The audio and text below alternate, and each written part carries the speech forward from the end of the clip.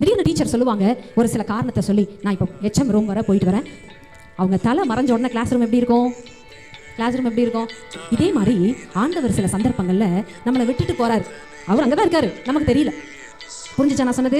யோபு அப்படிதான் நடத்தினார். அவர் வலது பக்கம் பார்க்கறாரு, ஆண்டவர் இல்ல. இடது பக்கம் பார்க்கறாரு, ஆண்டவர் இல்ல. முன்னாடி பார்க்கறாரு இல்ல, பின்னாடி பார்க்கறாரு இல்ல. இதுதான் அந்த டீச்சர் விட்டுட்டு போன கிளாஸ் ரூம் மாதிரி. ஊழியத்துல அநேக சந்தர்ப்பங்கள் இந்த பாதையை தேவன் அனுமதிச்சார்.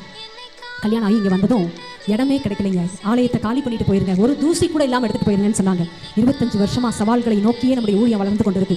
அன்னைக்கு நான் பார்த்த முதல் பிரச்சனை அதுதான். போய் அட்வான்ஸ் போட்டுட்டு வருவாரு, இந்த இடத்த வாங்கிடுவோன்னு.